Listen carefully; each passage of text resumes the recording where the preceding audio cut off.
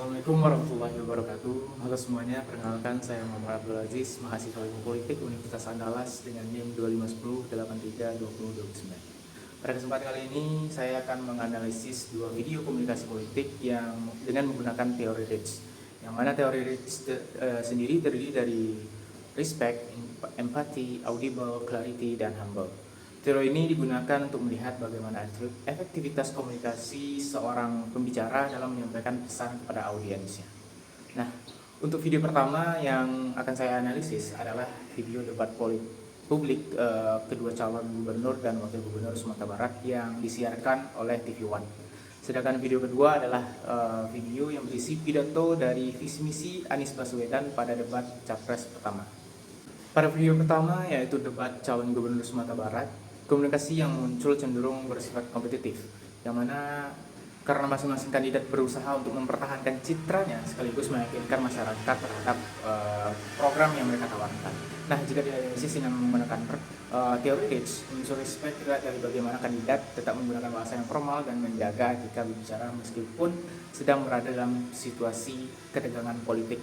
Nah, mereka masih memberikan kesempatan lawan berbicara dan menggunakan sapaan yang resmi. Hal ini menunjukkan adanya usaha untuk tetap menghargai audiens meskipun lawan debatnya. Namun pada beberapa sesi sanggahan terlihat nada bicara yang mulai menyerang sehingga kesan respect sedikit berkurang karena fokus komunikasi bergeser dari penyampaian solusi menjadi upaya untuk menjatuhkan argumen lawan. Nah, selanjutnya untuk unsur empati terlihat dari ketika para kandidat membahas kondisi masyarakat Sumatera Barat seperti persoalan ekonomi, pembangunan daerah, UMKM, dan kesejahteraan rakyat. Dalam bagian ini, para kandidat mencoba menunjukkan bahwa mereka memahami keresahan masyarakat dan mengetahui kebutuhan yang sedang dihadapi masyarakat daerah. Akan tetapi, jika kita analisis lebih dalam, empati yang muncul dalam debat ini juga memiliki unsur yang strategis karena digunakan untuk membangun kedekatan politik dengan masyarakat. Dan ini guna untuk memperoleh dukungan dari publik itu sendiri. Kemudian pada aspek audible, debat ini secara umum memiliki kualitas penyampaian yang cukup baik. Suara para kandidat terdengar cukup jelas dengan menggunakan intonasi yang cukup tegas dan artikulasi yang mereka sampaikan juga mudah dipahami. Namun terdapat beberapa bagian ketika tempo berbicara menjadi terlalu cepat atau terjadi saling potong pembicaraan sehingga pesan yang disampaikan menjadi kurang nyaman didengar. Nah, selanjutnya pada aspek clarity atau kejelasan pesan, debat ini menunjukkan dinamika yang cukup menarik.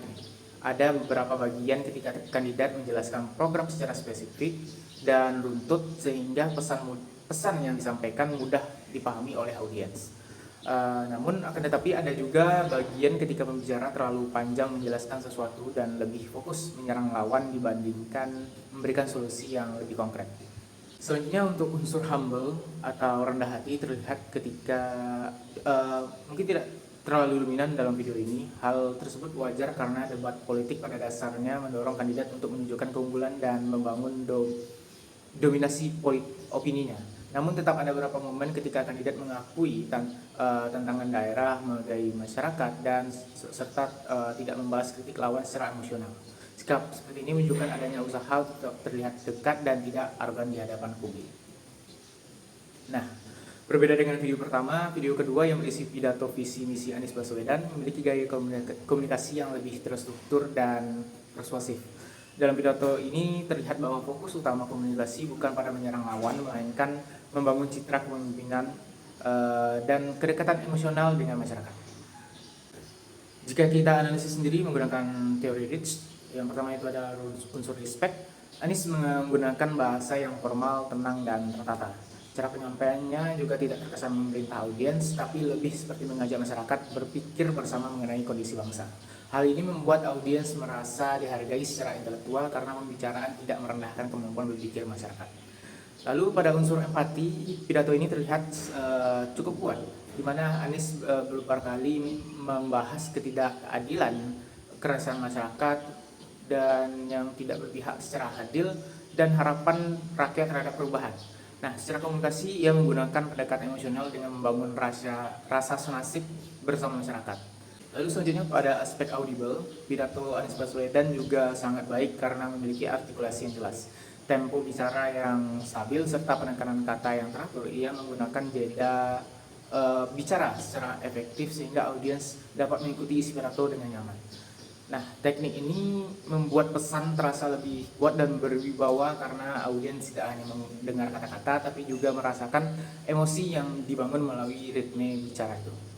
Kemudian pada aspek clarity, pidato ini memiliki struktur yang runtut dan konsisten. Setiap pembahasan memiliki arah yang jelas, terutama ketika membicarakan demokrasi, hukum, dan pelayanan publik. Nah, pesanan yang ingin dibangun tetap terfokus pada gagasan perubahan dan keadilan. Namun jika dianalisis secara lebih kritis, beberapa bagi pidato lebih banyak menggunakan retorika konseptual dibandingkan penjelasan teknis, sehingga sebagian audiens mungkin memahami visi besarnya, tapi belum mendapatkan gambaran yang konkret mengenai pelaksanaannya.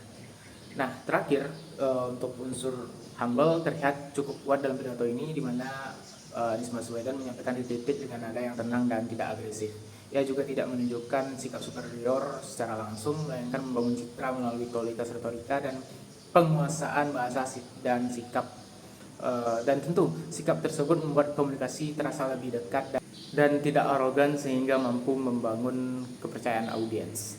Nah, dari kedua video tersebut dapat disimpulkan bahwa kedua pembicaraan sama-sama menggunakan unsur rich dalam komunikasi mereka, tapi dengan pendekatan yang berbeda tentunya.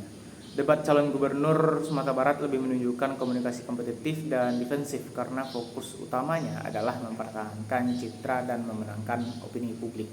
Sedangkan pidato Anies Baswedan lebih menonjolkan komunikasi persuasif, emosional, dan retoris untuk membangun kedekatan psikologis dengan masyarakat. Nah, melalui analisis ini dapat dipahami juga bahwa komunikasi politik yang efektif tidak hanya bergantung pada isi pesan saja, tapi juga ada pada bagaimana pesan tersebut disampaikan, bagaimana pembicara dapat mengolah emosi, serta bagaimana ia membangun hubungan dengan audiensnya. Dan sekian mungkin analisis yang dapat saya sampaikan, terlebih dan terkurang mohon dimaafkan. Wassalamualaikum warahmatullahi wabarakatuh.